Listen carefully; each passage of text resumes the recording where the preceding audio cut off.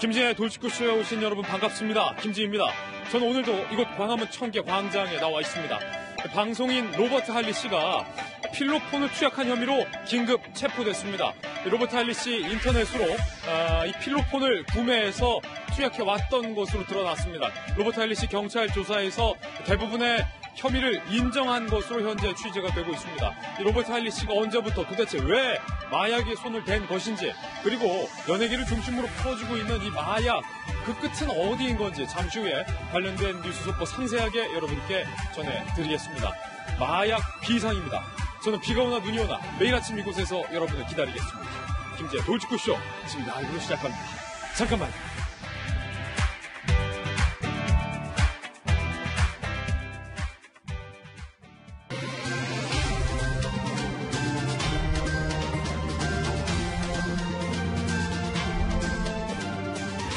신문 읽어주는 남자입니다. 문재인 대통령이 예고했던 대로 김현철, 박영선 두 후보자의 임명을 강행했습니다. 오늘 동아일보는 이 기사의 제목 뭐라고 썼을까요? 내 사람들을 얻고 여야 협치를 잃다. 문재인 대통령이 선택을 했다는 겁니다. 여야의 협치를 버리는 대신에 내 사람을 얻겠다는 선택을 한 문재인 대통령. 사진에서 보이시는 것처럼 문 대통령이 김현철, 박영선 두 장관을 임명을 강행했습니다. 야당은 반발하고 있습니다. 불통 인사에 결사 저항하겠다라고 밝혔고, 걱정은 앞으로 국회에 여야가 협치해야 할 현안이 정말로 산적해 있다는 겁니다. 탄력 근로제도 있고요. 또 우리 돌직구 멤버인 박용진 의원의 이름을 본따 만든 박용진 3법도 있는데, 여야가 과연 이러한 산적한 현안에 대해서 협치를 할 수 있을까라는 의문점이 걱정됩니다. 4월 국회 시작부터 파행은 불가피해 보입니다. 네, 이번엔 다음 신문입니다. 중앙일보입니다. 별세한 고 조양호 회장이 작년 말 이런 이야기를 지인에게 토로한 것으로 오늘 기사에 나와 있습니다. 압수수색을 무려 18건 받았다. 나를 향한 수사가 과하다. 라는 어떤 섭섭한 중압감, 답답함, 이것을 지인에게 토로했다는 겁니다. 이딴 수사와 재판의 스트레스가 극심했다. 한진 관계자들은 그렇게 이야기를 했습니다. 특히 얼마 전에 있었던 주총 이후에 폐 질환이 갑자기 나빠졌다라고 밝혔습니다. 조양호 회장의 별세 이유 중에 하나로 폐섬유화증 꼽히고 있습니다. 폐섬유화증이 과연 어떤 질병인지 잠시 후에 그 이야기도 나눠보겠습니다. 다음 신문입니다. 이번엔 조선일보입니다. 청와대 경호처장이 가사도우미 의혹에 휩싸였습니다. 시설관리 직원을 관사의 가사도우미 일을 시켰다라는 의혹이 제기된 겁니다. 그러니까 시설관리 공무원에 준하는 직원에게 빨래도 시키고 가족이 청소도 시켰다라는 의혹입니다. 청와대는 이에 대해서 전면 부인했습니다. 하지만 필요하면 정식 감찰에 착수하겠다라는 말도 밝혔습니다. 이 청와대의 경호처장 주영훈 경호처장은 누구인지, 그리고 이 의혹은 과연 무엇인지 잠시 후에 이 이야기 나눠보겠습니다. 다음 신문입니다. 이번에 경제지도 오랜만에 한번 준비했습니다. 한국경제, 줄여서 한경. 탈원전의 정규직화 등등 이 섣부른 정책 실험들, 그 때문에 공기업들의 곡간이 거덜나고 있다라는 한국경제 기사가 실렸습니다. 한국수력, 원자력, 한국동서발전, 한국서부발전, 한국전력공사 한전이죠. 한국중부발전, 한국지역 난방공사 모두 다 줄줄이 다 적자로 전환했다는 겁니다. 이유는 1. 탈원전의 저주. 단가 비싼 재생에너지를 늘려서 한전, 남동발전, 동서발전, 발전사들 적자 수렁에 빠졌다. 2. 정규직 전환 골머리. 인건비만 매년 수백억이 증가하기 때문에 적자에 크게 기여를 했다. 3. 내려꽂히는 낙하산, 문 캠프 출신 인사 등 이 비전문가들의 낙하산이 역대 정부보다 더 많다라는 겁니다. 역시 전문성 없는 낙하산들이 공기업의 경영 악화를 불러오고 있다. 한국경제는 이렇게 지적했습니다. 네, 다음 신문입니다. 이번엔 경향신문입니다. 깜짝 놀랐습니다. 어제 밤 늦게 이 소식이 알려지면서 지금 이 시각까지 인터넷 포털 사이트 등에서 로버트 할리 씨의 이름이 오르락내리락. 경찰은 방송인 로버트 할리 씨를 마약 혐의로 긴급 체포를 했습니다. 로버트 할리 씨가 인터넷 등에서 필로폰을 구매해서 자택에서 투약을 했다라는 혐의에 받고 있습니다. 로버트 할리 씨는 마약 투약 혐의의 일부를 시인하고 있는 것으로 현재 취재가 되고 있습니다. 자세한 이야기는 잠시 후에 이야기 나눠보겠습니다. 로버트 할리뿐만 아니라 이 승리의 카톡방에서도 마약을 암시하는 단어들이 수두룩 등장한 사실이 확인됐습니다. 그 이야기도 잠시 후 함께 나눠보죠. 다음 신문입니다. 이번 한국일보입니다. 바른정당의 내분이 깊어지고 있습니다. 급기야 하태경, 권은희, 이준석 최고위원들이 최고위에 보이콧하는 사태가 나왔습니다. 지금 사진에서 보이시는 것처럼 최고위원들 몇 명의 자리가 비어 있습니다. 안 나온 거예요. 이들은 손학규 대표의 사퇴를 요구하고 있습니다. 지도부 총사퇴하라, 그리고 조기 전당대회를 열어라 라는 것을 요구하고 있는데요. 손학규 대표는 이에 대해서 한국당과 통합설을 운운하는 일부의 이 이야기 절대로 용납할 수 없다라고 입장을 밝혔습니다. 일각에서는 손 대표가 선거 패배에 책임을 지고 물러나야 한다라는 의견과 함께 또 동시에 손 대표가 아니면 바른미래당에 누가 있느냐, 대안이 없다라는 이야기도 함께 나오고 있습니다. 지금까지 신문 읽어주는 남자였습니다. 네, 오늘 아침 저와 함께 등판한 등판 선수들 소개를 해드리겠습니다. 저희 돌직구쇼의 전담 변호사, 칼잡이 출신의 젠틀맨 김광삼 변호사님 나왔고요. 그리고 민주당의 미래, 더 나아가 국회의 미래, 민주당 박용진 의원님 모셨습니다. 그리고 바르다 박선생, 박정하 전 청와대 대변인, 채널A의 베테랑 현장 기자 박소연 기자와 돌직구쇼의 시그니처 김배윤 박사님 나왔습니다. 어서 오세요. 네, 오늘 살펴볼 키워드 3가지도 공개를 하겠습니다. 오늘의 키워드입니다. 네, 별세한 조양호 회장의 사진 옆에 1,700억, 정말로 엄청난 금액입니다. 이 1,700억 원의 대한항공 경영권이 달려있습니다. 두 번째 키워드는요, 체포. 방송인 로버트 할리 씨가 마약 투약 혐의로 체포가 됐습니다. 잠시 후 로버트 할리 씨의 목소리 직접 들어보겠습니다. 세 번째 키워드는요, 청와대 경호처장입니다. 그리고 그의 옆에 관사라는 키워드가 함께 올라와 있습니다. 1,700억 체포 관사, 이 이야기 오늘 상세하게 나눠보겠습니다. 김지혜 돌직구쇼, 오늘 탑뉴스로 시작하겠습니다.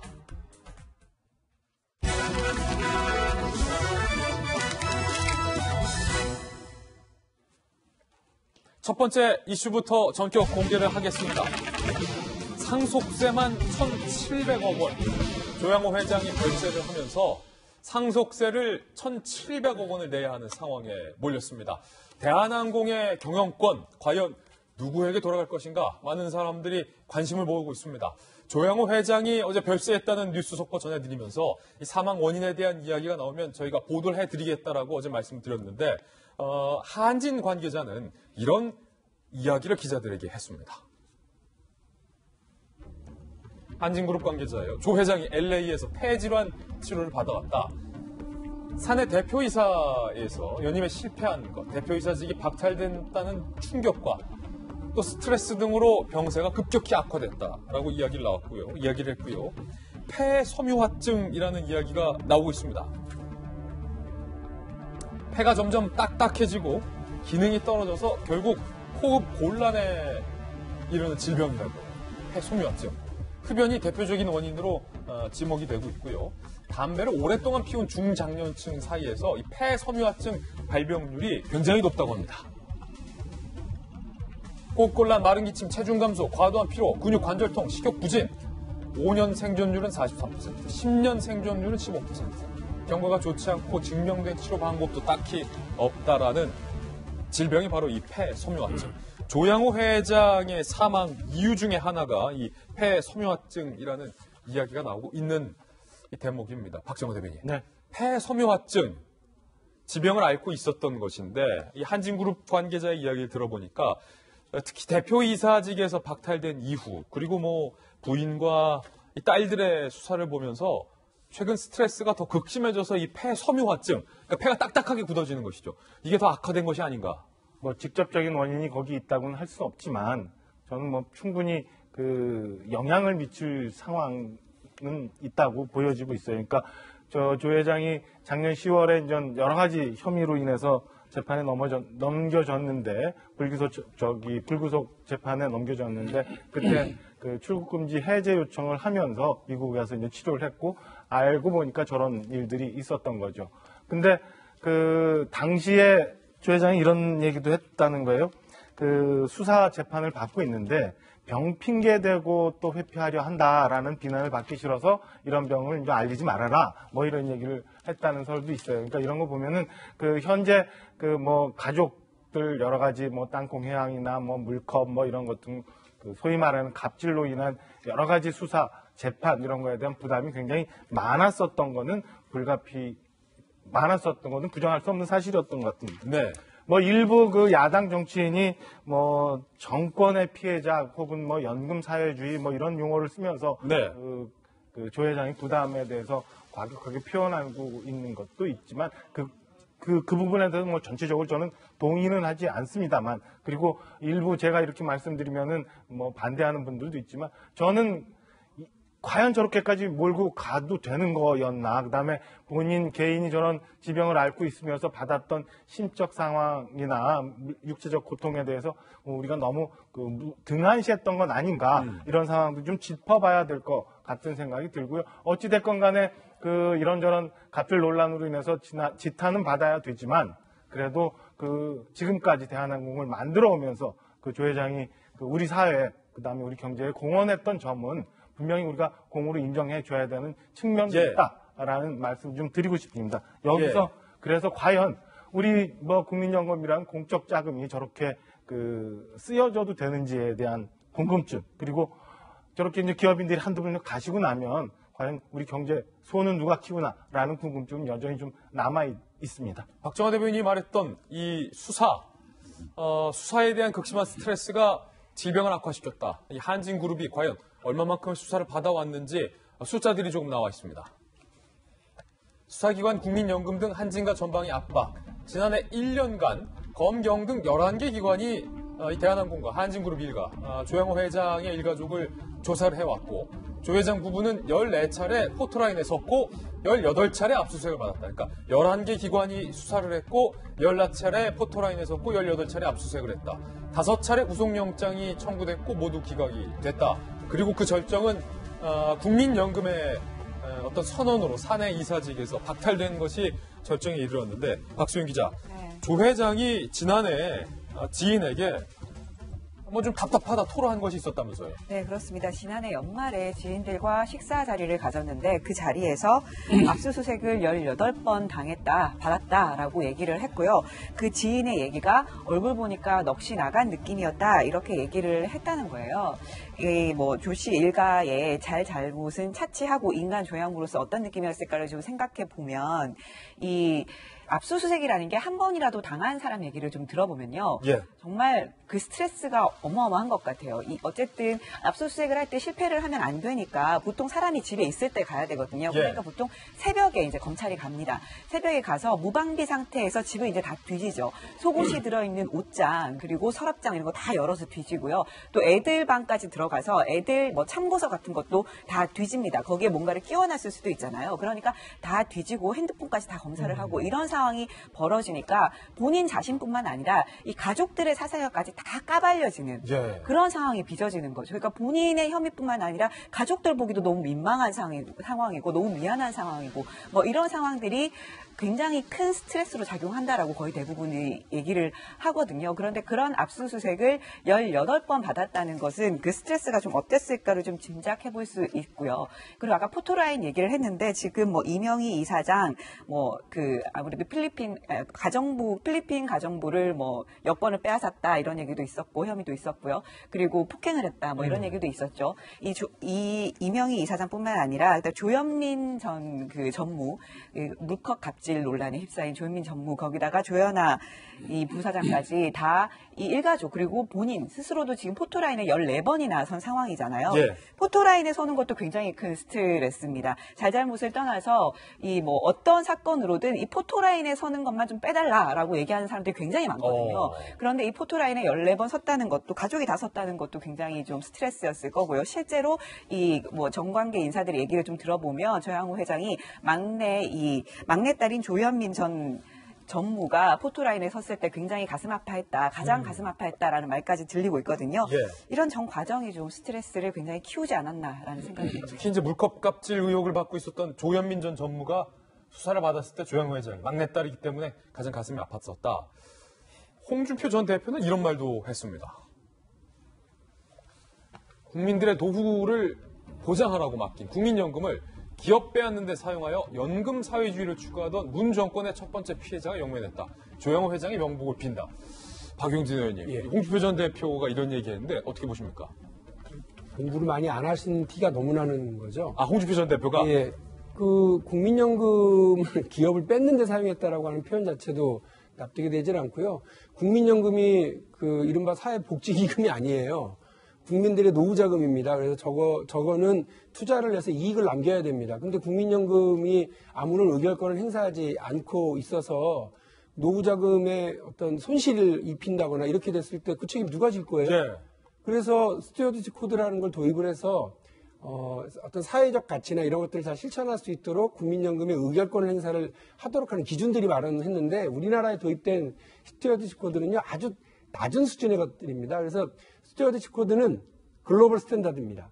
그러니까 그 유럽 선진국이나 이런 데서 당연히 하고 있는 거고요. 우리나라에서 도입된 건 아주 낮은 단계로 도입을 한 것일 뿐입니다. 그건 연금사회주의가 아니고요. 홍준표 대표 공부를 조금만 좀 하시고 네. 앞으로는 SNS에 글을 쓰시면 고맙겠고요.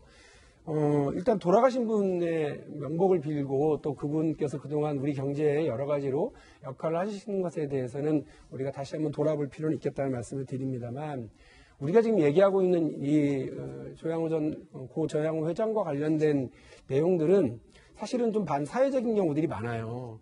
특히나 수백억에 이르는 그 회사의 자금을 횡령하거나 배임했었던 부분과 관련해서는 우리나라에서 1,300원 버스비 자기가 그냥 주머니에 입마이 포켓했다는 걸로 처벌받은 게 정당하다고 하는 게 대한민국의 법적 기준입니다. 그런데 이런 식으로 수백억 원의 손해를 끼쳤다고 하는 혐의가 있으면 사실은 상당히 엄하게 다루는 것이 맞거든요. 그런 면을 시청자 여러분께서 알아주시면 고맙겠고요.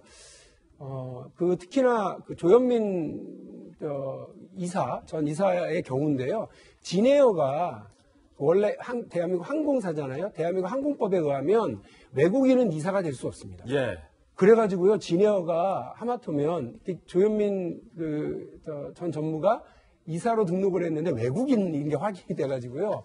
하마터면 진에어가 허가가 취소될 뻔했어요. 그럼 1,500명이 넘는 그 임직원들은 어떻게 하는 겁니까? 그러니까 이런 문제들을 생각을 해보면 고 조양호 회장과 그 일가가요. 오너십 리스크라고 하는 대한민국 대기업들이 갖고 있는 가장 취약한 지점을 잘 드러내고 있었던 부분도 우리가 상기를 해볼 필요가 있고요. 마지막으로 대한항공이나 대한항공 관련 계열사들이요. 구멍가게가 아닙니다. 그리고 그 조양호 부분 일가의 그 사적인 소유물도 아니에요.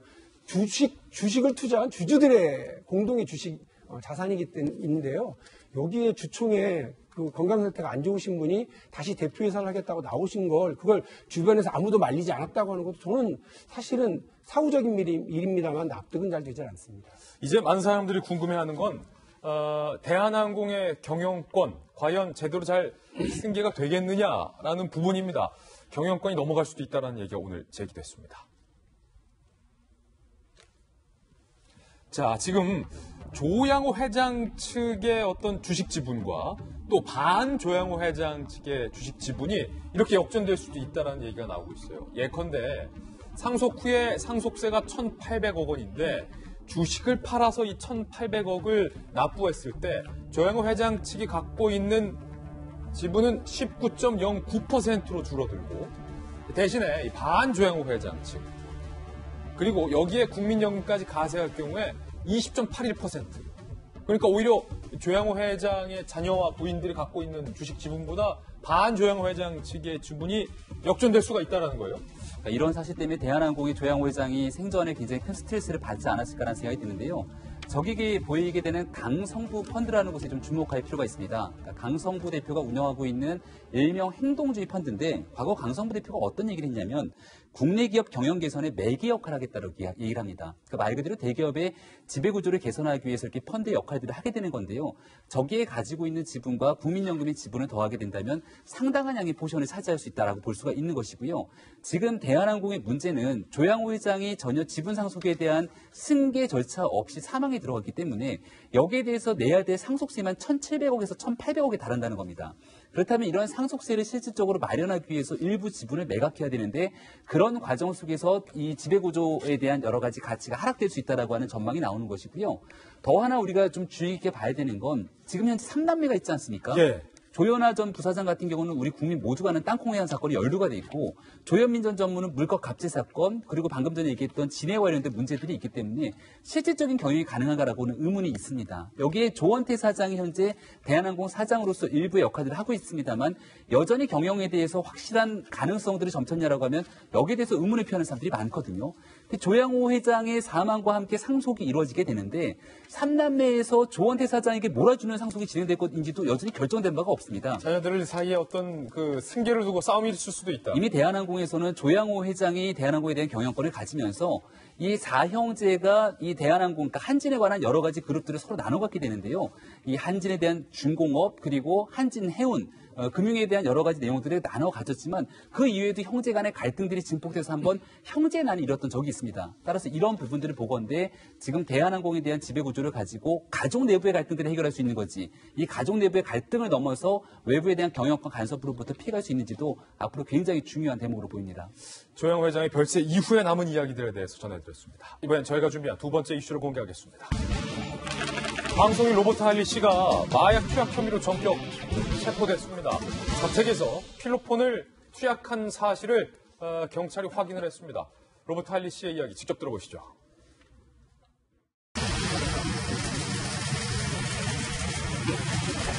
마약 투약한 혐의 인정하십니까? 필로폰 어디서 구입하셨습니까? 언제부터 마약 투약하셨나요? 투약을 혼자 하셨나요?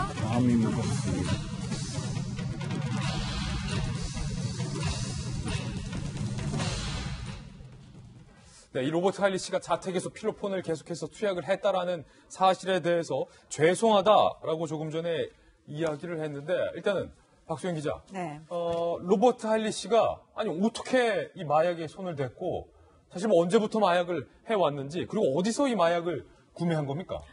인터넷으로 구매를 했다고 합니다. 요즘 인터넷으로 마약을 구매하는 사례가 지금 계속 나오고 있는데요. 이 로버트 할리 씨 역시 인터넷으로 필로폰을 구매를 해서 자택에서 투약을 한 것으로 알려졌습니다. 이 마약을 구매하고 한 차례 투약한 혐의 등 일부 혐의는 인정을 했지만 상습적으로 투약했는지 이 부분에 대해서는 아직 확인이 되지 않고 있는 상황인데요. 지금 보시는 것처럼 밤새 이렇게 지금 체포가 된 상황입니다. 로버트 할리 씨 같은 경우에는 굉장히 유명하죠. 그 미국 출신이고요. 국제 변호사입니다. 그 한국인 여성과 결혼을 해서 부산에서 살아왔었는데요. 그 1997년에 미국 국적을 포기를 하고 이 한국으로 귀화를 해서 이 하일이라는 이름으로 방송을 했습니다. 요즘에는 그 한국말을 굉장히 잘하는 외국인들이 많잖아요. 그래서 네. 한국에 나와서 이 방송에 나와서 한국말로 이렇게 방송을 하는 경우가 많은데 그 1세대가 이 로버트 할리 씨라고 보면 돼요. 그때 굉장히 구수한 이 부산 사투리를 쓰면서 방송을 해서 큰 인기를 얻었고요. 굉장히 유명한 그 광고도 많이 찍어서 유명한 말 있죠. 뭐 한 젓가락 하실래? 뭐. 예. 네, 그런 유행어까지 낳은 인물입니다. 부산 외국인 학교를 설립해서 부산 외국인 학교 이사장이 사실은 또 이번에 처음 알았는데 아니 김광선 변호사님 칼잡이 검사 출신이잖아요. 로버트 할리 씨가 인터넷으로 이렇게 마약을 구매했다라는 사실이 정말로 믿기지 않을 정도로 좀 당황스러운 이야기인데 그렇게 인터넷으로 마약을 구매하기가 쉽습니까? 최근에 소셜 네트워크를 진짜 온라인으로 구매를 하죠. 왜냐하면 이제 보안 메신저가 발달돼 있어서. 근데 GPS라고 혹시 아세요? GPS는 그거 아닙니까? 그 위성을 통해서 위치를 추적하는 거. 네. 근데 지금 최근에 대한민국의 마약의 트렌드를 GPS라고 딱 한마디로 정의를 하고 있어요. 아, 요즘 그 마약 수사 트렌드가 네네. GPS. 예, 예. 그 이제 머리 글자를 딴 건데 이제 G는 글로벌이에요. 글로벌. 예, 그러니까 주로 해외 유학을 갔다 온 사람들 그리고 해외에 있다가 한국에 들어온 외국인들이 중점적으로 좀 많이 하고 있다는 거고 그다음에 이제 GP 중에 P는 프라이스, 가격이 상당히 요즘 높아졌어요. 그 이유가 뭐냐면 대마초 같은 것도 사실 가공을 엄청 순도 높게 잘해요. 그러면서 중독성이 높게 만듭니다. 가격이 상당히 높아졌고 또 P의 또 하나는 포스트예요. 국제 우편을 통해서 이걸 받아보는 거예요. 그러니까 누구나 쉽게 받아볼 수 있는 그런 구조라고 볼 수 있는 거고. 아니, 마약이 국제 우편을 통해서 이렇게 그냥 걸러지지도 않고 쉽게 들어온다? 그 이유는 예. 마약 자체를 가공을 하거든요. 예. 그러면 사실 마약 탐지견이랄지 뭐 관세청에서 이걸 아무리 잡으려고 해도 잡아내기 굉장히 어려운 측면이 있죠. 지난번에 저희 방송에서 검사 시절에 마약 수사하실 때 쿠키 모양으로 마약을 들어와서 못 잡고 뭐 많이 유통될 뻔한 것을 뭐 수사로 막은 적도 있었다. 뭐 그런 얘기도 하셨는데. 쿠키 대만은 이제 최근에 그것도 피하기 위해서 아니면 어떤 중독성이랄지 환각을 높이기 위해서 만든 거예요. 그런데 최근에는 이제 대마초 자체를 그 약간 젤리처럼 얕게 만듭니다. 대마 젤리도 나왔다. 그렇죠. 그러면 대마 젤리이기 때문에 그걸 외국에서 들어와도 사실 관세청에 봐도 잘 모를 수 있어요. 그냥 젤리니까. 그렇죠. 근데 그 젤리를 녹여서 우리가 전자담배처럼 액상으로 만들어서 피면 이것이 일반 대마초 흡연한 것보다도 한 40배 정도 순도가 높아요. 그렇구나. 그러다 보니까 우편을 통해서 국제 우편을 통해서 굉장히 유입이 많이 되고 있고 마지막 하나 이제 제일 중요한 부분인데 바로 GPS의 S인데 소셜 네트워크예요. 그러니까 온라인 아니면 메신저를 통해서 이걸 받는데 또 텔레그램이랄지 이런 메신저가 굉장히 보안성이 강하잖아요. 예. 그래서 이걸 통해서 받으면 사실은 적발될 가능성이 별로 없어요. 근데 그러다 보니까 최근에 현대가의 정모 씨, 그리고 뭐 SK가의 최모 씨, 이런 사람들이 전부 다 그 메신저를 통해서, 우편을 통해서 또 해외 유학파였거든요. 그러니까 이런 트렌드가 가면서 지금 문제는 뭐냐면 우리나라가 마약 청정국으로 다 알고 있잖아요. 근데 2017년도부터 마약 청정국이 아니에요. 예. 왜냐하면 유엔의 기준에 의하면 마약 청정국은 10만 명당 마약을 한 사람이 20만 명 이하여야 합니다. 그런데 2017년도부터 우리나라는 10만 명당 27명을 넘어섰어요. 20명 이하여야 되는데 27명을 이미 넘어섰다. 네. 그런데 최근에 이제 버닝썬이랄지 뭐 로버트 할리시 이런 사건들이 많이 대두되기 때문에 제가 볼 때는 올해는 내년에서 만약 올해 통계를 잡으면 그것보다 훨씬 많은 마약 사범이 등재될 것으로 될 수밖에 없기 때문에 이제는 이제 마약 청정국이 더 이상 아니다 이렇게 볼 수 있는 거예요. 우리 김관삼 변호사님이 또 검사 출신이기 때문에 뭐 젤리, 쿠키 이런 거 지금 다 수사선상에서 다 잡아낼 수 있다라는 걸로 이야기를 했기 때문에 절대 마약을 하면 안 된다. 모두가 좀 경각심을 가질 필요가 있을 것 같은데 김배민 박사님 네. 다른 사람도 아니고 로버트 할리 씨는 사실은 한국에 귀화한 게 벌써 1997년이니까 네. 이름이 뭐죠? 하일. 그러니까 사실 외국인이 아니라 그냥 한국 사람으로 봐도 될 정도로 오래 우리나라에서 방송 활동을 했기 때문에 이 소식의 충격이 더 큰 것 같아요. 영도 하씨의 시조라고 얘기를 하지 않습니까? 영도 하씨의 시조. 네, 그러니까 부산 지역을 바탕으로 뭐 대한민국 국민 중에 로버트 할리를 모르는 사람이 누가 있겠습니까? 심지어 과거에는 본인이 또 정치를 하겠다고 국회의원 공천에 신청한 적이 있습니다. 그랬던 적이 있어요. 물론 비례대표 선거에 신청을 했지만 똑 떨어진 적이 있습니다. 예. 지금 이 마약을 투여를 하고 있는 상황이 그 당시 2016년도로 기억하는데 그때에도 이런 일이 있었는지를 확인해 볼 필요가 있습니다. 비례대표를 신청했을 때. 네, 시청에서 당시에도 이런 일들이 있었는지. 만약 그렇다면 본인 스스로가 마약을 하고 있는 과정 속에서도 공적인 활동을 하겠다고 얘기하는 이율 배반적인 행동을 한 것이잖아요. 그리고 지금 조금 전에 이 외국인 학교에서 스스로가 공적인 활동을 하고 있고 방송인으로서 활동하게 되는 뭐 여러 가지 측면들을 보게 되건데 국민에게 미치는 영향이 적지 않았을 겁니다. 근데 저런 로버트 할리 씨가 저렇게 필로폰이라든지 마약을 투여하게 됐다면 뭔가 투여에 대한 원인이 있을 거거든요. 예. 어느 날 갑자기 그냥 혼자서 마약을 하는 경우는 거의 우리가 찾아보기 어려운 것 같고요. 마약 투여에 대해서는 분명히 함께하는 주변에 지인들이 있기 마련인데 이런 과정 속에서 로버트 할리 씨와 이렇게 마약을 함께 권유하거나 투약했던 사람이 있는지 없는지를 좀 분명히 확인할 필요가 있는 것 같다는 생각이 들고 지금 저 정도까지의 인물들도 이렇게 마약으로부터 노출이 있다면 과연 대한민국에 얼마나 많은 사람들이 마약에 노출되어 있는 건가라는 이 생각이 들어서 좀 두렵다는 생각이 드는데요. 예. 그동안 많은 연예인들이 마약을 통해서 여러 차례 사회적 지탄을 받았는데 시간이 조금 지나고 나면 다시 방송으로 돌아오거나 활동을 재개하는 모습을 봅니다. 따라서 마약에 대한 이 투여에 대해서 분명하게 사회적 처벌에 대한 기준을 확실하게 높여놓을 때가 되지 않았는가 이런 말씀도 꼭 드리고 싶습니다. 마약 투약 혐의로 또 검찰 수사를 구속 수사를 받고 경찰 수사를 받고 있는 황하나 씨와 관련된 또 다른 새로운 의혹이 오늘 제기가 됐습니다. 왜 황하나 씨가 과거에 이 마약 수사에서 계속해서 이름이 빠졌느냐, 수사 대상에서 제외됐느냐, 어쩌면 그 의문에 풀어줄 한 단초가 될 수 있을지도 모르겠습니다. 그 의혹 살펴보시죠. 네가 다 안고 가라. 1억 준 황하나. 2015년 9월 황하나 씨가 대학생 조 씨에게 필로폰 0.16g을 3번에 걸쳐서 주사기로 투약을 해줬다라는 의혹이 있는데 조 씨는 집행유예로 풀려났고 황하나는 경찰의 조사조차 받지 않았다는 거예요. 그런데 당시 투약 현장에는 조 씨와 절친한 지인 김 씨도 있었다라는 증언이 나왔고요. 이 김 씨 지인은 이렇게 얘기를 했습니다. 조 씨 혼자 투약한 것으로 말을 맞춘 이유는 경찰 수사 때 황하나의 회유가 있었다. 그러면서 황 씨가 집으로 불러서 현금 1억 원을 주면서 5만 원권 뭉친 1억 원을 주면서 네가 다 안고 가라라는 식으로 조 씨에게 얘기를 했다는 거예요. 박순 차장. 조 씨가 초범이고 그때 당시에 마약의 중독성이 심하지 않다라는 이유로 집행유예를 받았고 김 씨라는 사람이 있었다라는 얘기는 나오지도 않았는데 황하나가 결국 1억 원을 조 씨에게 건넸다는 거예요? 네, 그렇습니다. 이 김 씨, 아까 말씀하신 그 자리에 있었다는 이 김 씨의 지인이 한 얘기인데요. 이 황하나 씨가 혼자 다 떠안고 가면 현금 1억 원을 주겠다라고 얘기를 했다고 한다. 그러면서 5만 원권으로 이 다 돈이 바뀌어져 있는 현금 가방을 줬다고 하더라. 뭐 이런 얘기를 이 김 씨가 말하는 것을 들었다. 이렇게 지금 증언을 하고 있는 건데요. 당시 상황을 좀 살펴보면요.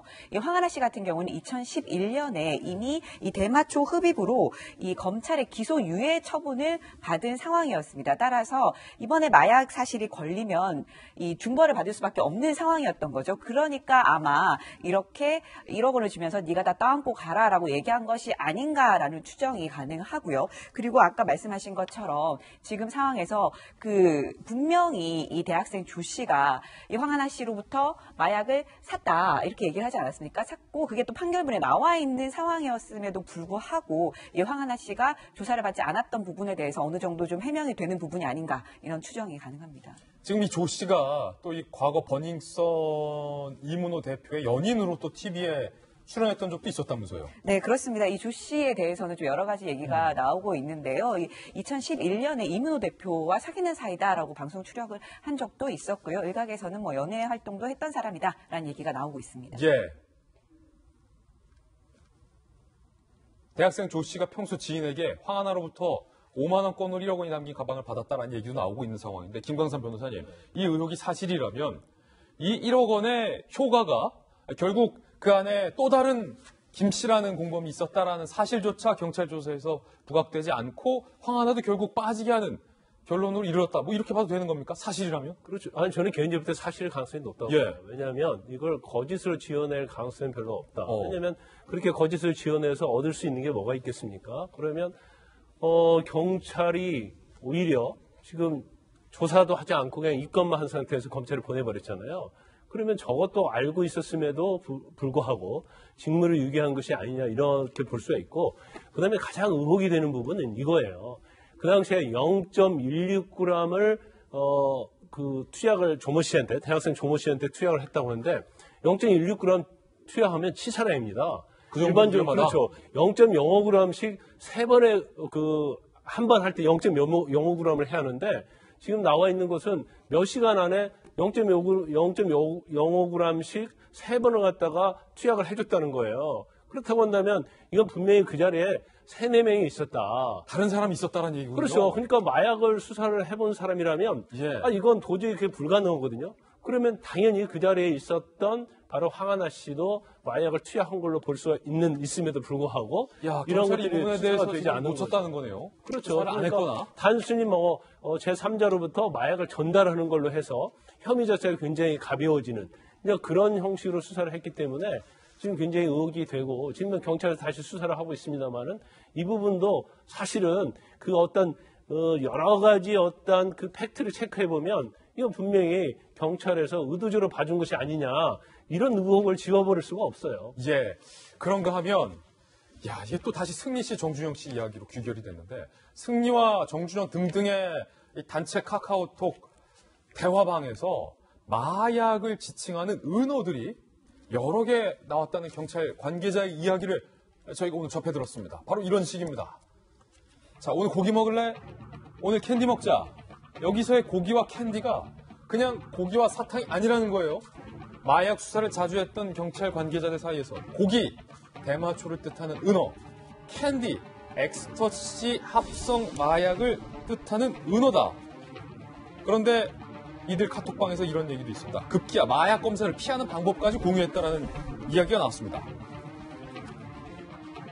정주영 지인 A씨는요, 2016년 10월경 고기 먹자라는 대화가 오간 걸 직접 봤다. 우리 친구들은 대마초를 고기라고 부른다 라면서 정준영이 지인인데 정준영이 포함되어 있는 그 대화방 멤버 중 한 명이 이렇게 보여줬다는 거예요. 아니, 김관선 변호사님, 마약 수사 많이 하셨습니까? 고기가 대마고 캔디가 엑스터시 맞습니까? 그 경향이 달라져요. 그러니까 대마초에 대해서 아니면 마약에 대해서 은어로 쓴 표현이 옛날부터는 계속 달라지고 있거든요. 예. 최근에 고기라는 이제 캔디라는 용어를 쓰는 건데 근데 그 이유는 뭐냐면 야 오늘 우리가 고기 먹자 하면 저녁에 뭐 소고기 돼지고기 먹을 수 있는 거 아니에요? 예. 그럼 누가 의심하지 않는다는 거죠. 그 캔디다 보면 우리가 일반적으로 뭐 캔디는 누구나 먹을 수 있는 거기 때문에 그런데 카톡에서 물론 오늘 고기 먹자 하면 마치 회식하듯이 할 수는 있지만 오늘 캔디 먹자 하는 것은 캔디 자체를 모여서 먹는 건 아니잖아요. 그러면 저 부분은 분명히 뭔가 마약과 관련되다 볼 수 있고 이제 엑스터시라는 것이 원래는 저게 신종마약이 된 지 얼마 되지 않았어요. 우리가 잘 아는 도리도리라고 해가지고 엑스터시를 먹으면 이거 고기를 계속 도리도리 하는 거예요. 예.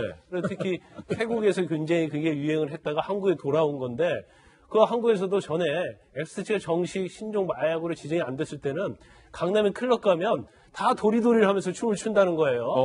그래서 그 당시 굉장히 문제가 됐고 이제 추후에 그게 이제 마약으로 지정된 것을 알고 있는데 저 카톡 내용 자체도 보면 사실 뭐 버닝썬과 관련된 사람들이 굉장히 마약을 많이 한 걸로 입건도 됐고 또 구속수사 받고 있잖아요. 그런다면 저 부분도 그 시점을 기준으로 해서 관련된 사람들 전부 다 마약 검사를 해봐야 한다고 봅니다. 자, 박정호 대변인. 이들이 이런 은어를 쓴 것뿐만 아니라 결정적인 건 어떻게 하면 마약 검사에서 안 걸릴 수 있다라는 방법까지 공유를 했다면서요. 이 지금 우리가 얘기하고 있는 보도가 동아일보가 오늘 아침에 이전 그 정준영 씨의 지인이라는 사람의 제보를 통해서 얘기를 하고 있는데요. 이들이 2016년 말부터 2017년 초까지 탈색, 염색을 이제 번갈아 하고 그다음에 그 수액을 오래 맞으면 그 마약 검출이 안 된다라는 내용까지도 공유하면서 이렇게 그 소위 말하는 고기와 캔디를 먹었다라는 제보를 지금 하고 있는 거예요. 이게 사실은 효과가 있다라고 검증도 안 된 거예요. 그냥 자기네들끼리 그러면 자기들끼리 이런 얘기 돌아다니는 걸 예. 봤다라고 하니까 얼마나 그 카톡방 내에서는 이 소위 말하는 마약이 일상화되게 얘기가 돼서 돌아다녔나 이런 걸 알 수 있는 상황인 것 같습니다. 예. 네, 저 당시에 저렇게 마약 검사를 피하는 방법에 대해서 이들이 카톡방에서 대화를 나눈 이유가 있어요. 당시에 대화방에 있던 한 멤버가 이 검찰에서 대마초 마약을 한 혐의로 수사를 받게 됩니다. 그러다 보니까 체포가 됐거든요. 그러다 보니까 이 대마초 흡연 혐의에 대해서 이렇게 얘기를 하니까 체포가 되니까 이제 이에 대한 경각심을 가지고 그러면 우리는 어떻게 수사를 피할 수 있을까를 논의하는 과정에서 이런 얘기가 언급이 된 거고요. 그리고 실제로 이 체포된 B 씨가 체포된 이 인물 같은 경우에는 이 그 카톡방에 있는 이 멤버들의 이름에 대해서는 언급을 하지 않았다고 합니다. 예. 참 고기에 캔디에 제가 고기랑 캔디 좋아하는데 고기 먹자 캔디 먹자도 이제 함부로 못할 거예요. 원래 고기 먹고 나서 이까지 계산하고 나갈 때 캔디 먹죠. 박하사탕 먹잖아요. 이야, 참 어떻게 이게 마약을 뜻하는 건지 개탄스럽습니다. 연예계의 마약 청정국은 없는 건지 청정 지역은 없는 건지 좀 안타까운 소식이었습니다. 이번에 저희가 준비한 세 번째 뉴스입니다. 청와대를 둘러싸서 최근 관살이 이런 논란이 많습니다. 이미겸 전 대변인. 이번에는 청와대 경호처장이 이 직원을 이른바 가사 도우미로 썼다라는 의혹이 제기됐습니다. 청와대에선 전면 부인을 하고 있는 상황입니다. 일단 의혹 내용부터 살펴보시죠. 경호처에는 공무직 근로자 여직원이 있었던 모양이에요. 시설관리팀에서 이분은 이제 근무를 하고 있었습니다. 그러니까 공무원에 준하는 시설관리팀에서 공적인 업무를 하는 직원이었습니다. 여직원이었어요. 경호처 사용하는 사무실과 건물의 통신, 전산, 장비 등 점검 관리하는 그리고 환경미화 등을 맡는 부서가 바로 시설관리팀입니다. 그런데 의혹은 지난 2017년 11월 주영훈 처장 관사로 이 여직원이 출근을 하면서 빨래, 청소, 쓰레기 분리 배출 등 사실상의 가사 도우미 역할을 주영훈 경호처장의 가사 도우미 역할을 했다는 의혹이 제기됐어요. 경호처의 관계자는 주영훈 처장 가족이 밥도 해달라고 요청을 했지만 이 여직원 A씨가 청와대 밖에서 식사까지 준비해주면 100만 원에서 150만 원은 더 받아야 한다 라면서 거절하기로 했었다라는 증언까지 현재 제기가 됐습니다. 그런데 이 2017년 이때 다들 기억하실 겁니다. 7월에 박찬주 전 육군 대장이 이른바 공관병 갑질 사건으로 사회적인 파문이 일었었고 공관병 제도 자체가 폐지됐었던 시점이었다는 거예요. 그렇다면 이 7월 이후에 11월에 의혹이 제기됐으니까 이 여직원을 사실상의 가사도우미로 쓴 것 아니냐라는 의혹이 제기되고 있습니다. 그렇다면 이 주영훈 경호처 처장은 누구인지도 이야기가 나오고 있는데 참여정부 청와대 경호실 가족부장 역할을 했다는 거예요. 관저 경호 등을 담당했다. 노 전 대통령 퇴임 이후에 봉하마을의 경호팀장이었다.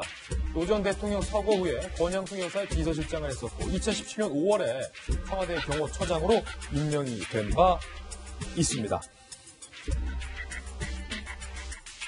당시 청와대는 친근한 경호, 열린 경호, 낮은 경호에 대한 이해가 모두가 깊다라고 주영훈 경호처장의 발탁 이유에 대해서 설명을 했습니다.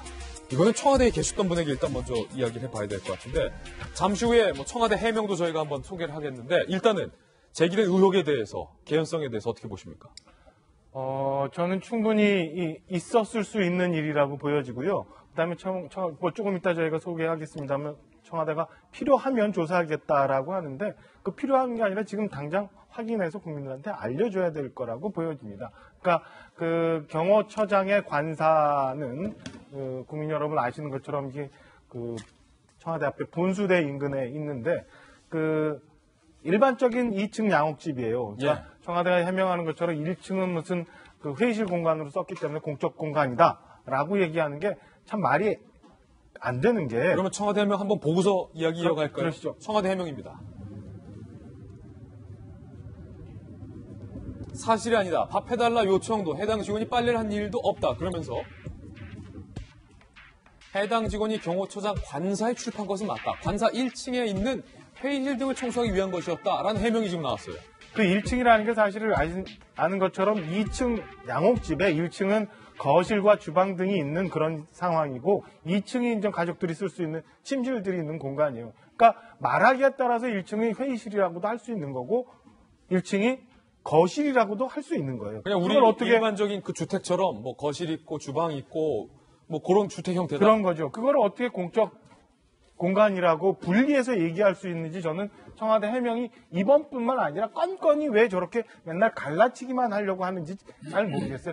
그냥 지금이라도 국민들한테 있는 그대로 얘기하고 잘못된 부분이 있으면 잘못됐다고 얘기하는 게 오히려 대통령이 일하시는데 편하게 해주는 부분 아닌가라는 생각이 들고요. 우리 임기 초에도 기억하시겠지만은 임기 초에 정상적으로 취업 상황이 정리가 안 돼서 회의 수당으로 월급을 대신해서 줬다. 그 다음에 그 수십 년간 서울에 살았던 그 청와대 대변인이 얼마 전에 관사를 불가피하게 썼다. 불법은 아니어도 왜 이 정부 안에 청와대는 이렇게 탈법 혹은 편법 이런 것들이 많은지 잘 모르겠어요. 탈법, 편법. 그게 사실은 맨날 얘기했던 적폐 아닌가요?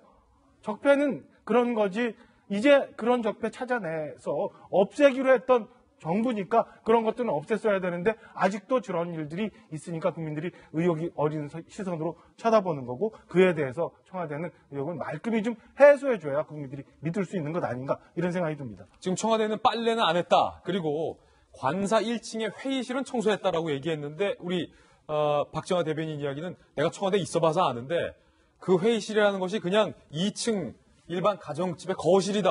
갈라치기 한 거다. 박윤주 의원께서는 어떠세요? 저는 조금 더 들여다볼 필요가 있는데요. 그러니까 그 관사 경호처장, 경호실장의 관사의 구조는 알고 계시는지 모르겠지만 그것이 어떻게 사용되고 있는지도 아직 잘 우리가 모르는 일이고 저는 약간 이 기사가 좀 성급하게 나간 느낌이에요. 제가 기자는 아닙니다만 여러분 생각을 해보세요. 이런 의혹을 누가 제기를 했어요. 그럼 그 제기된 의혹을 가지고서 본인에게도 확인하고 또 그 관련 부처에게도 확인을 하고 해서 청와대 입장을 정확하게 다 취합을 해서 보통 합니다. 근데 이 해당 기사를 보면 처음에는 그래 거기 가서 내가 화되는 일 좀 해줬다라고 하다가 예. 어쨌든 그렇게 한 적이 없다라고 말을 분명히 바꿉니다. 그러니까 본인은 부인을 하는 입장이 된 거예요. 그러면 조금 더 확인을 하고 다른 사람들의 이런 것들을 좀 취재를 해서 이력을 같이 내야 되는데 어제 보도가 나가는 건 그냥 일단 의혹 제기 수준으로 너무 급하게 나가는 거 아닌가라고 하는 좀 답답한 이런 느낌이 제가 좀 있고요. 이렇게 되면 저는 이제 언론의 정당한 취재와 정당한 문제 제기 과정에도 불구하고 뭔가 다른 이유가 있는 거 아니야라고 하는 또 다른 또 반박이 나오게 될 거거든요. 그래서 저는 집권 여당의 의원으로서 청와대를 비판해도 좋다. 예. 얼마든지 언론의 역할이니까 해도 되는데 이렇게 마치 뭔가 이렇게 때리기 위한 채찍질, 뭔가 고치기 위한 채찍질이 아니 때리기 위한 채찍질로 가버리는 건 아닌가라고 하는 답답한 게 있어요. 그래서 청와대의 입장도 지금 조사가 아니라 사실관계를 확인한 상태에서는 기사가 틀렸다 이겁니다. 그러나 만일에 이것이 뭔가 문제가 또 있다라고 그러면 노영민 실장이 오히려 직접 나서서 예. 이 부분과 관련된 조사를 또 해라라고 하는 입장이 또 나온 거예요. 그러니까 더 자신이 있으니까 더 적극적으로 지금 청와대가 태도를 보이고 있으니까 좀 더 지켜보시는 게 좋을 것 같다는 생각입니다. 우리가 김의겸 대변인 사건에서 바라봤듯이 여러 차례 문제가 제기됐고 김의겸 대변인이 문제가 있는 상황이기 때문에 그만두지 않았습니까? 예.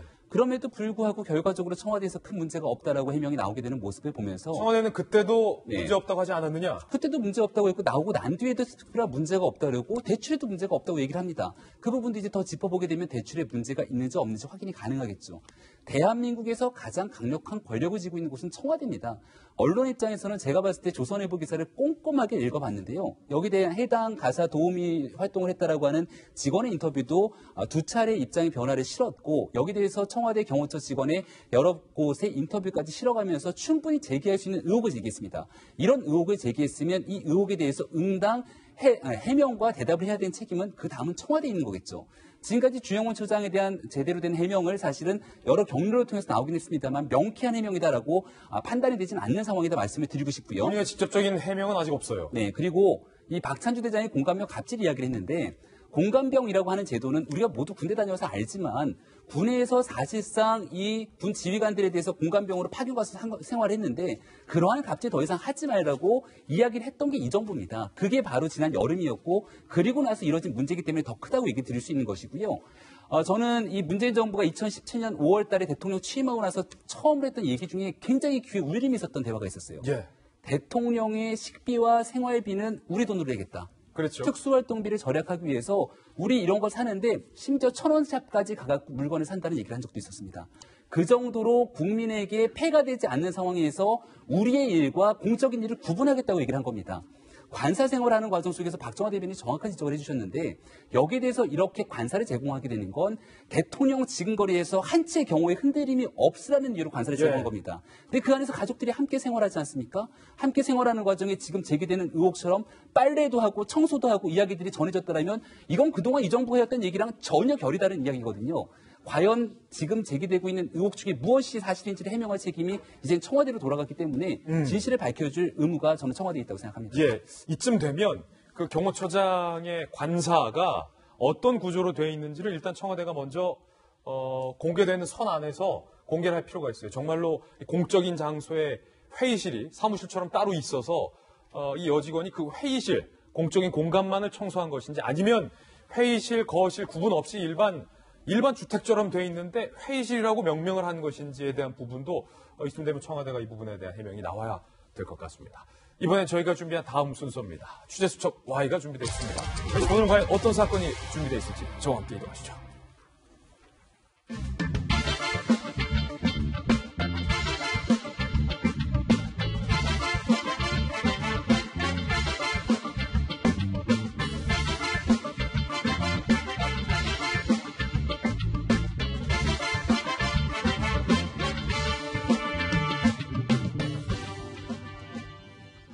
취재수첩 Y입니다. 오늘도 돌직구쇼 수사반장 백희종 팀장님 모셨습니다. 어서 오세요. 네, 안녕하십니까. 그리고 김 변사님도 함께하겠습니다. 이 두 분과 함께 살펴볼 첫 번째 취재 수첩입니다. 낸시랭 씨와 이혼 소송 중인 왕진진 씨가 혐의만 12개인데 경찰의 수사 도중에 잠적을 했습니다. 수사 당국은 이 왕진진 씨에 대해서 A급 지명 수배를 내렸습니다. 지금 왕진진 어디에 있는 걸까요?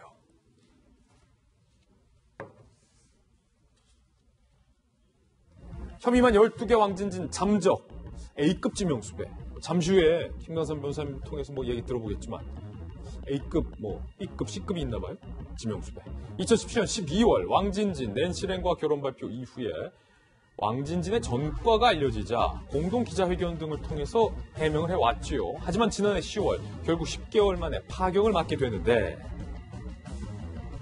낸시랭이 왕진진으로부터 폭행을 당했고 특수협박도 당했고 특수폭행도 당했고 강요도 당했다. 12개 혐의로요. 왕진진을 고소를 해서 현재 이혼 소송 중인 그런 상황입니다. 낸시랭의 주장은 이렇습니다. 낸시랭의 주장입니다.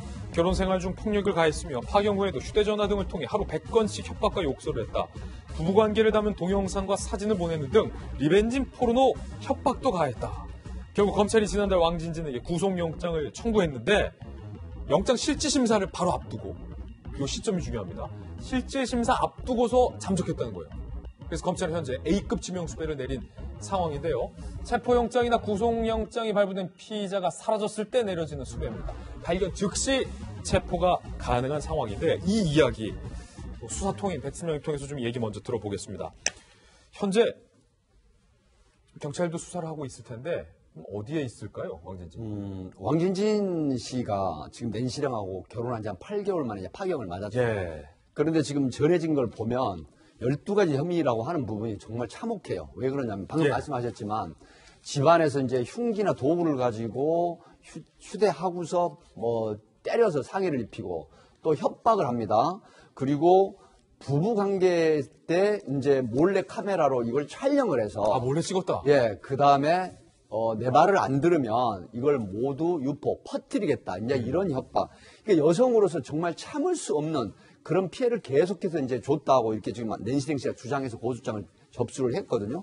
그렇게 돼서 결국은 앞에 말씀하셨지만 하루에 100여 통의 욕설, 그 다음에 협박 문자, 그 다음에 전화, 견디기 힘들 겁니다. 어느 누구도. 예. 이런 어떤 피해를 줘서 결국은 1차 접근 금지 명령을 받았어요. 이게 뭐냐면은 두 가지를 받았습니다. 하나는 주거지에서 태거를 하고 그다음에 낸시랭 씨가 있는 쪽에서 100m 이내에 접근하게 되면 이게 이제 보호 처분으로 이제 소위 감금을 할 수가 있는 입법성이 있기 때문에 그다음에 또 하나는 뭐냐면 전기통신 접근 금지죠.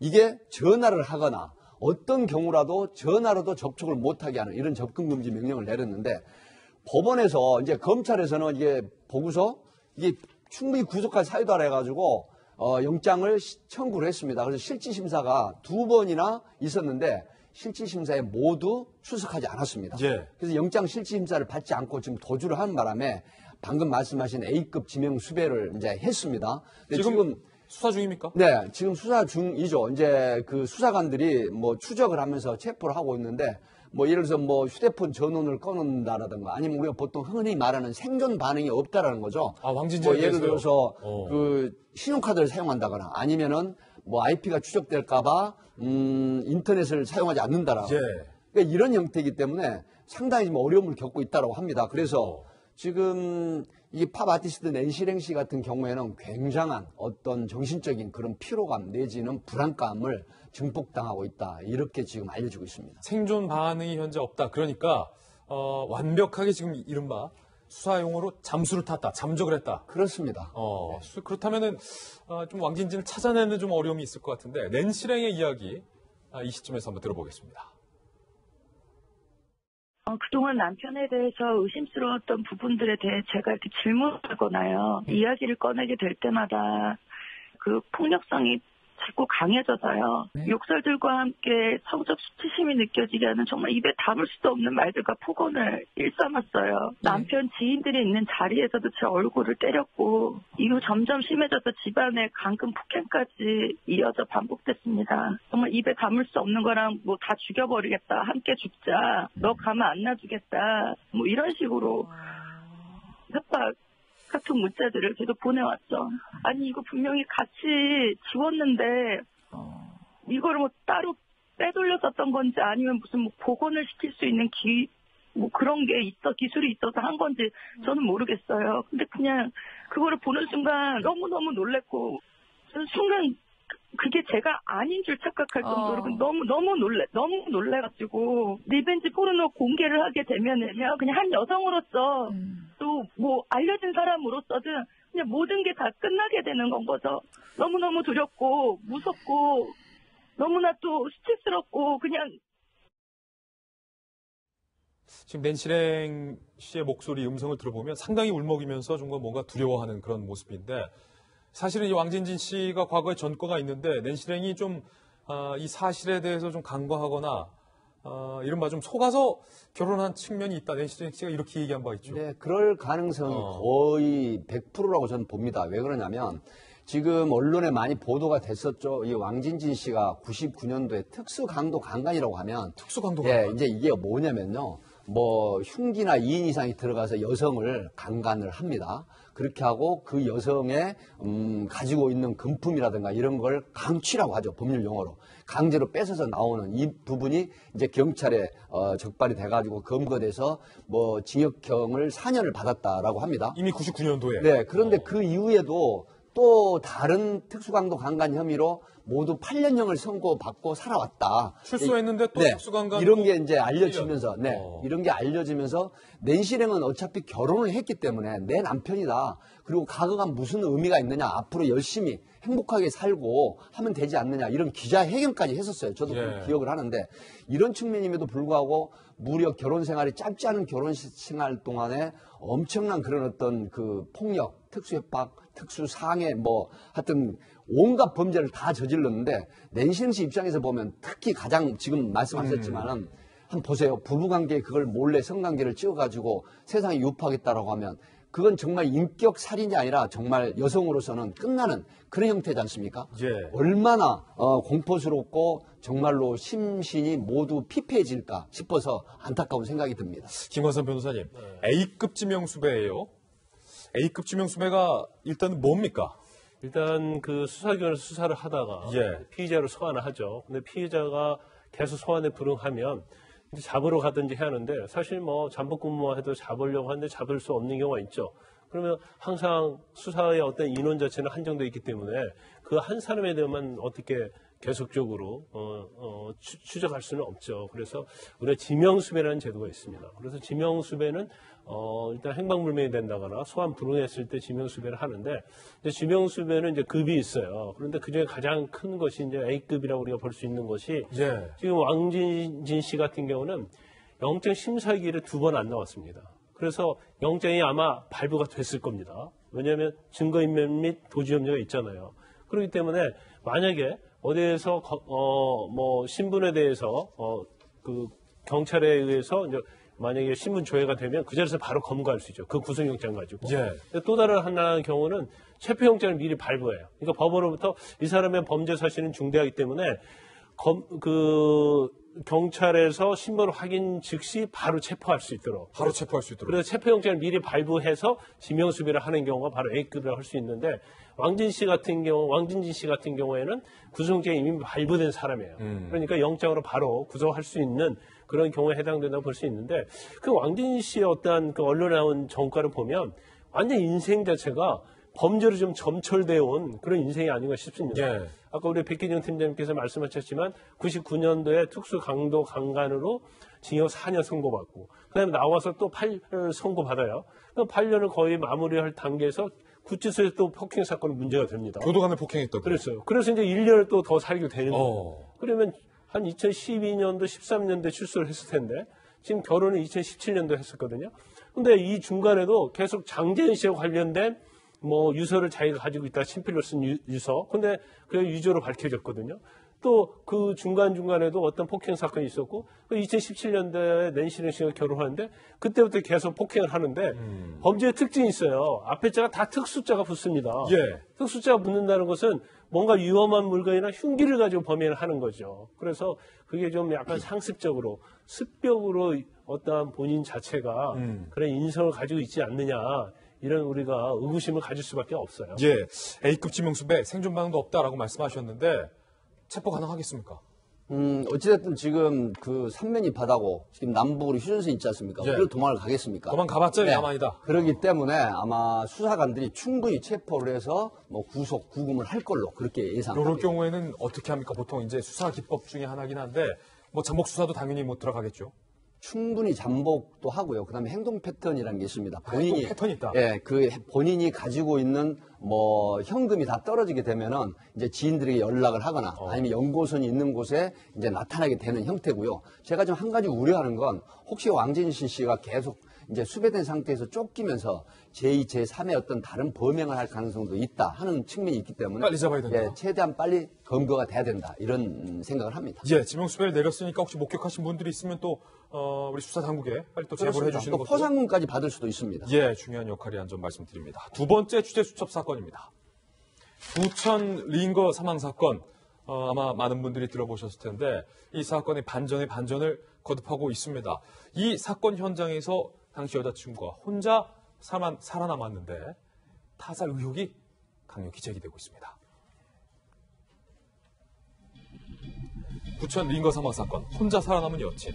지난해 10월 20일 A씨 30세의 남성이 여자친구와 밥만 먹고 올게 라는 말을 하고 가족에게 간편한 옷차림으로 집을 나섰다는 거예요. 그런데 당시 여자친구는 31살이고 간호조무사였다. 다음 날 이 남성이 부천의 한 모텔에서 숨진 채 발견이 됐고 그 옆에는 의식을 잃은 여자친구도 함께 발견이 됐습니다. 그런데 그때 당시 이 남성의 오른쪽 팔에는 2개의 주사바늘 자국이 있었고 주변에는 빈 약물병이 함께 발견이 됐었다. 수사 보고서에 나와요, 이 내용. 당시에 함께 발견됐던 여자친구는 이렇게 진술했어요. 함께 극단적인 선택을 하려고 했었다. 경찰은 현장의 약물이나 여자친구의 진술을 보고 이거 동반, 자살, 같이 극단적인 선택을 했구나라고 추정을 하고 이 여자친구를 그냥 불구속으로 귀가 조치를 했다는 거예요. 그러자 A씨 유족들이 국민청원 게시판에 호소를 합니다. 이것은 자살이 아니다. 여자친구가 명백히 살인 사건이다. B씨는 과거 근무하던 병원에서 프로포폴, 소염 진통제, 항생제, 주사기 등을 훔친 사실도 있다. 철저한 조사가 필요하다라는 의혹을 제기했고 사망한 남성의 부검 결과 프로포폴, 소염 진통제 등이 치사량 이상으로 투약했다라는 사실이 확인됐습니다. 결국 사인은 치사량 이상으로 투약을 해서 심장마비.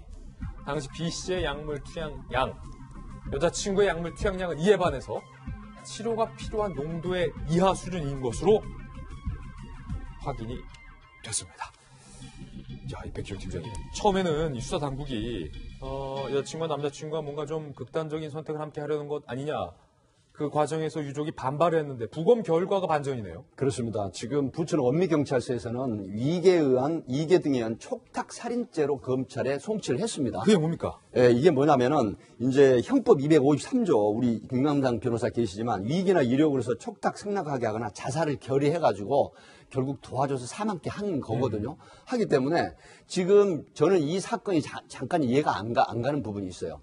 자, 30세 된 남성이 연인 관계에서 촉탁으로 인한 승낙을 받아서 뭐 사망케 했다고 하더라도 이게 불구속 된다고 하는 부분은 좀 문제가 있습니다. 왜 그러냐면 지금 연상이거든 31세의 간호조무사는 여러 가지 형태로 보면은 소위 프로포폴이라든가 그다음에 이제 뭡니까 리도카인, 수면 마취제의 성분, 그다음에 소위 말하는 소염 진통제라고 하는 부분 있죠. 이 디클로페나기로 하는 부분. 그러니까 부검 결과 어떤 게 나왔냐면 치사량이 훨씬 넘는 이런 약품들이 주입이 돼가지고 결국 심장마비로 사망을 했다고 하는 부분은 그리고 여자친구 본인의 몸에서는 아주 소량 그렇죠. 그런데 이제 그 당사자 신고자인 31세 된 간호조무사에서는 치료 농도 이하 극히 이거는 전혀 성분이 주입 하나 마나 어떤 그 신체 영향이 전혀 없는 형태로 발견이 됐어요. 그 혈액 검사에 그렇다라고 하면 목적이 과연 남자친구가 나를 죽여달라고 해서 죽였느냐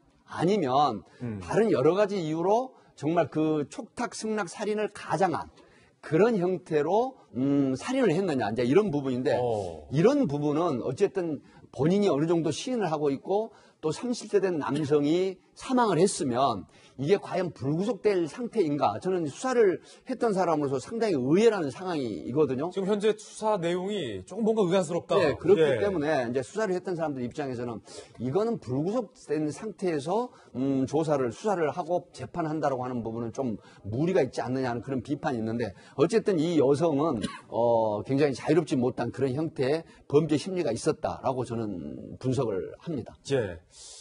살해 의도가 있었던 건 아니냐. 백준 팀장님이 이렇게 이야기를 했는데 이 유족 측이 제기한 의혹은 여기서 끝이 아닙니다.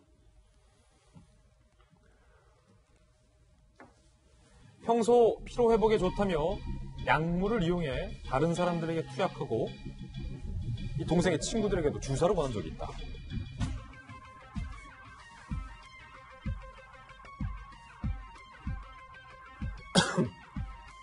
또 자주 술을 마시는 사진을 SNS에 올렸고 모녀 데이트를 즐기고 있고 그 여자친구의 가족들이 고깃집에서 삼겹살에 소주를 마시는 영상과 사진까지 올라왔다.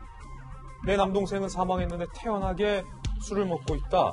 이것도 뭔가 이상하다는 거예요, 유족 측은. 그러니까 지금 그 심신미약으로 인한 병원에 입원을 해서 치료를 하고 있다라고 하는 부분인데 누나가 지금 국민청원을 올렸죠, 청와대에. 근데 굉장히 지금 이게 파급력이 있어요. 많은 사람들이 응원 내지는 지지를 하고 있는 상황인데, 자, 남자친구가 사망을 했음에도 불구하고 삼겹살에 소주 파티를 하고 웃는 얼굴에 SNS에 뭐 인스타그램에 올린다라든가 이런 어떤 그 행태가 과연 제대로 된 그런 어떤 개념이 있는 사람인지. 그러니까 3년 된 동거남이 있다는 그런 지금 진술도 있거든요. 하기 때문에 이런 부분에서는 뭔가 모르게 수사가 좀 제대로 돼서 그에 상응한 처벌을 받아야 되는 게 아닌가 하는 그런 어떤 얘기가 있죠. 예, 지금 베테랑 현장 수사반장님의 이야기 들었는데 검사 출신 변호사의 시각은 어떻습니까? 일단 이제 둘이 있는 상태에서 한 명이 사망을 했을 때 항상 이런 문제가 생깁니다. 예. 그래서 이게 과연 자살 방조냐, 아니면 촉탁살인이냐, 아니면 일반적인 살인이냐, 이게 이제 법률적 쟁점이 항상 돼요. 그래서 아마 처음에 불구속 상태에서 조사를 받고 구속이 안 됐다고 그러잖아요. 그래서 아마 이 여자친구가 나도 자살하려고 했다. 그런데 자기도 링거를 꽂은 자국이 있었다고 그래요. 예. 그런데 일어나서 보니까 링걸이 빠져 있더라. 그래서 나는 결과적으로 치사량에 투입이 안 된 거다. 이렇게 말할 가능성이 크기 때문에 이것은 자살 방조구나. 그러면 일반적으로 이제 법조 실무는 자살 방조의 경우에는 구속을 하지 않습니다. 예. 그래서 구속을 하는 걸로 보여요. 그런데 촉탁살인 자체는 상대방이 나에게 죽여달라고 부탁을 했다. 그래서 내가 치사량 이상의 약물을 투입한 것이다. 이렇게 얘기하면 그래서 만약에 상대방을 사망케 하면 이제 촉탁살인이라고 합니다. 그리고 지금 이제 경찰이 촉탁살인을 입건했는데 지금 이 여자친구가 간호사단 말이에요. 그런데 주위의 증언들에 의하면, 진술들에 의하면은 이건 필요회복에 좋다면서 주사 놔줄까 그런 얘기를 했다는 거예요. 그러면 이 남자친구가 원래는 이제 빚이 많고 좀 약간 인생이 좀 힘들게 살았는데 최근에 들어서는 정말 열심히 일하고 그다음에 자격증도 따고 그랬다는 거예요. 자살할 남동생이 아니다. 유족 그렇죠. 주장은. 유서도 없단 말이에요. 그런데 이 여자친구가 남자친구에게 굉장히 집착을 많이 했다는 거예요. 집이 어디냐고 그러고 뭐 집에 있다고 하면 영상통화하자고 하고. 근데 그런 걸 보면 유족 측은 그런 주장이에요. 남자친구가 얘한테 피로회복에 좋으니까 주사 한번 맞아라 해놓고 주사를 놓고 마치 자기도 자살하려고 한 것처럼 거짓을 꾸민 게 아니냐 그런 유족이 여자친구가 모든 것을 다 꾸몄다라는 게 유족 측의 의심인 것이죠. 그렇죠. 그래서 이러한 사건의 대부분은 살아남은 사람은 결국 자신을 자살 방조로 이걸 끌고 가려고 합니다. 그래야지 가장 처벌이 적거든요. 그런데 사실 둘만 있었기 때문에 이걸 살인이냐 아니면 촉탁살인이냐 자살방조냐 이걸 굉장히 밝히기가 어려워요. 예. 사실은 뭐 하나 아직 확인되지 않은 상황이기 때문에 이 사건이 지금 검찰 손으로 넘어가서 검찰 선에서 과연 이 사건이 어떤 전말로 전개가 될지도 저희가 한번 취재를 해서 여러분께 보도를 해드리겠습니다. 두 분과 함께 이야기 나눠봤습니다. 감사합니다. 다음 순서입니다. 이번에 오늘의 하플 시간입니다. 오늘은 과연 어떤 분들이 하플 4인방에 선정됐을지 하플 4인방부터 바로 만나보시죠.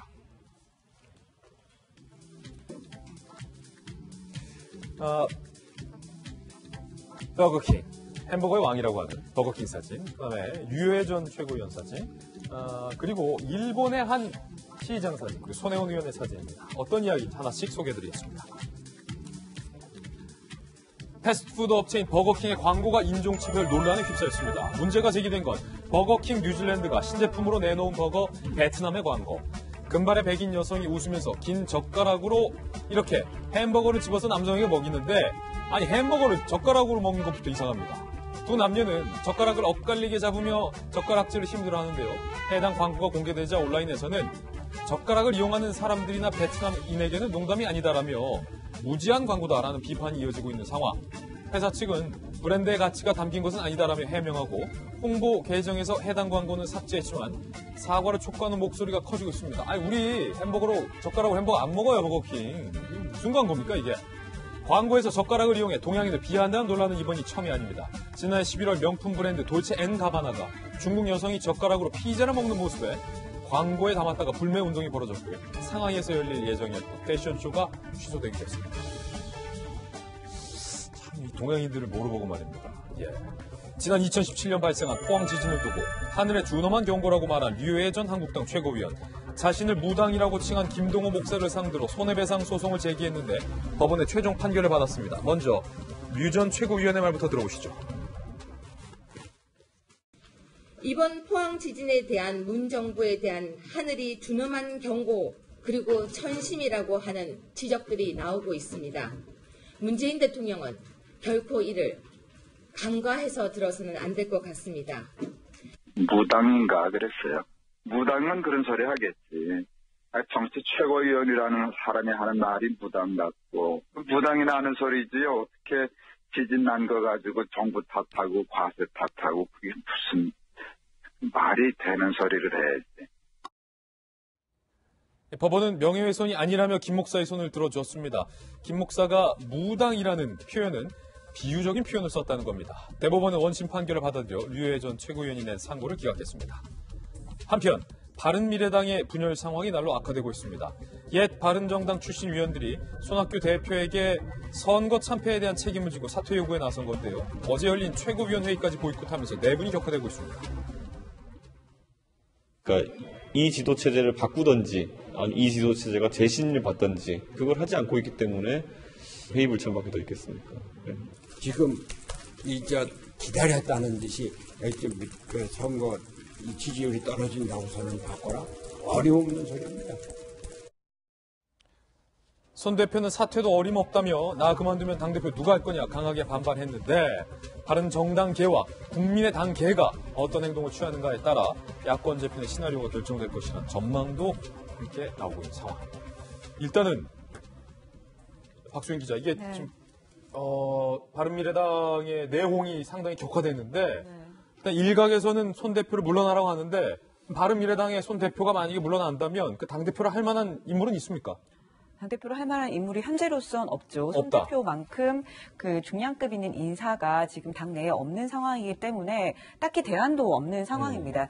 솔직히 아마 누군가에게 대표를 맡으라고 해도 누가 맡을지가 굉장히 궁금한 상황인데요. 일각에서는 안철수 전 대표가 돌아와야 되는 거 아니냐 이런 얘기까지 나오고 있기는 해요. 안철수 복수론까지. 네, 안철수 전 대표 같은 경우에 지금 독일에 가 있는 상황인데요.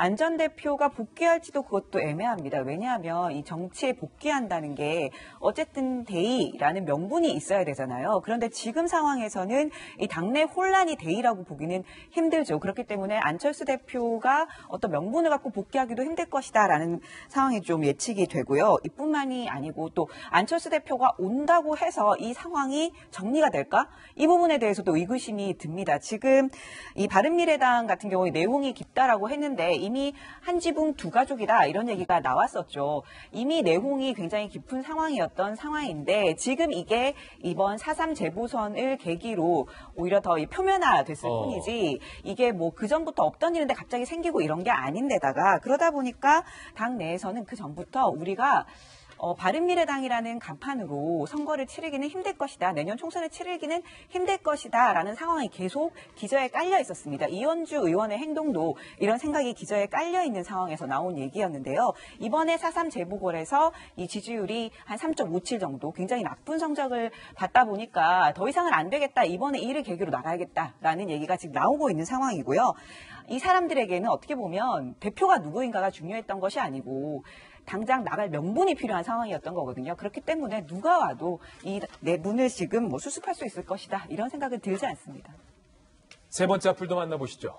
재정 파탄과 싸우는 유바리의 전사라는 별명으로 유명한 일본의 스즈키 시장이 홋카이도 지사에, 우리 따윈 도지사죠. 38세 최연소로 당선됐습니다. 비홋카이도 출신으로 쟁쟁한 중진 의원들을 제치고 38살의 젊은, 잘생겼어요. 키도 크고 훤칠하고 대승을 얻었는데 스즈키의 핸섬한 외모와 독특한 이력도 덩달아서 주목을 받고 있습니다. 이 경제 형편이 어려워서 대학 진학을 포기했지만 도쿄 도청의 하급 공무원으로 일하면서 야간 대학을 졸업했는데 그의 인생이 바뀐 것은 재정이 파탄된 유바리 씨에 파견되면서부터입니다. 이 유바리 씨가 사실은 이 석탄을 캐면서 운영이 되었는데 생계를 꾸려왔는데 그 석탄이 갑자기 주저앉으면서 시 재정이 어려졌다는 거예요. 30살 때인 2011년에는 유바리 시장 선거에 출마해서 전국 최연소 시장으로 당선되며 자신의 봉급을 70% 삭감하고 대대적인 구조조정을 하는 등 시 재건에 크게 기여를 한 겁니다. 젊음을 살려서 미소가 넘치는 홋카이도를 만들어가겠다는 당선 소감을 밝힌 그의 정치 앞날에 응원을 전하겠습니다. 야, 박용진 의원님. 예. 이 스즈키 시장에 당선될 때도 30세 최연소인데 지금 도지사를 38세에 했는데 이분이 좀 대단하네요. 정치 이력이. 네. 약간 우리나라로 따지면 약간 한국의 박용진 뭐 좀 비슷비슷하고. 훈남인 걸로 봐서는 근데 제가 10살이 많아요. 저걸 보면 일본도 평균적으로 나이가 일본 정계를 이끌어가는 분들이 나이가 많습니다. 근데 우리나라도 지금 올드보이들 귀환이다 이래서 각 당의 대표들이 좀 연세 드신 분들이 돌아왔다 이렇게 표현했던 적이 있었죠. 근데 한국의 정치는 두 가지 측면에서요. 하나는 구조적으로 젊은 정치인들이 도전하고 역할을 하기가 좀 어렵다는 것도 있고요. 또 하나는 거꾸로 젊은 정치인들이 과감하게 도전하거나 자기 역할을 찾아가지를 또 못해요. 안 해요. 그러니까 양쪽이 다 이 원래 줄탁동기를 통해서 병아리가 나오려면 밖에서도 쪼고 안에서도 쪼아야 되는데 우리는 이게 둘 다가 좀 구조적으로도 어렵고 역할적으로도 좀 쉽지 않은 것 같습니다. 저뿐만이 아니라 우리 김병민 박사님도 또 저보다 조금 나이가 많긴 합니다만 우리 박정화 전 청와대 대변인께서도 정치권에 이렇게 같이 계시니까 정당과 이념을 조금 초월해서요. 젊은 사람들이 보다 그 정치권의 활력을 높이기 위해서 많은 역할들을 좀 해야 되겠다. 일본도 저렇게 하는데 우리도 보다 적극적인 역할을 할 수 있도록 각 정당에서 보다 많은 배려와 노력을 좀 기울여 주시면 고맙겠습니다. 이제 사실 지금 문재인 정부 이후에 청년 세대에 대한 소외 이런 것들이 굉장히 문제가 되고 있어요. 그러면 지금 국회 내에서 지금 30대 정치인이 몇 명이나 있습니까? 두 명, 세 명인 걸로 생각합니다. 그렇죠. 그러면 나머지는 전부 다 연세가 어느 정도 있으신 분들이 다 하고 있으면 결국 자기 나이에 맞게 기득권 정치를 할 수밖에 없는 거거든요. 그래서 우리의 어떤 혁신이나 개혁 자체는 사실은 어떤 젊은 피가 좀 수혈이 돼야지 이제는 어떤 정치적 관행이랄지 안주하는 것을 벗어날 수 있다고 봅니다.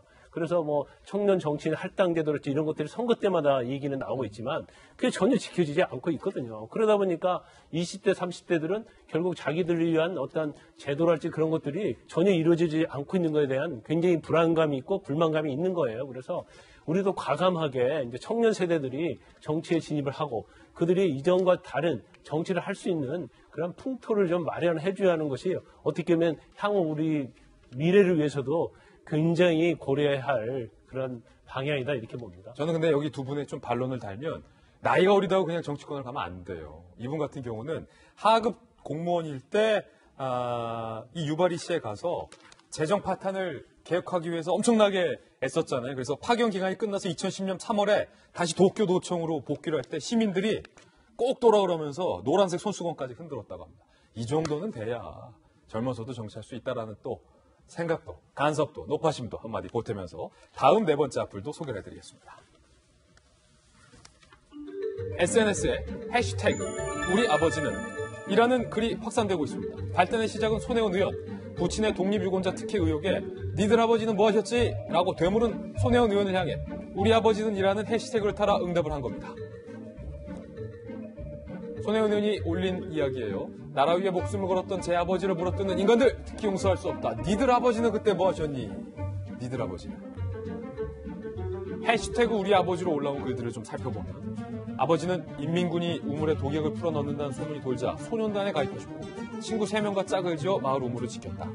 지하 수천 미터 갱 속에서 목숨을 걸고 석탄을 캐던 산업 전사, 말년에는 진폐증으로 8년을 고생하다 돌아가신 불쌍한 우리 아버지, 6.25 당시 국군으로 부상을 입은 할아버지와 평양에서 기관사로 일하다 월남한 외할아버지의 이야기를 올린 누리꾼도 있었습니다.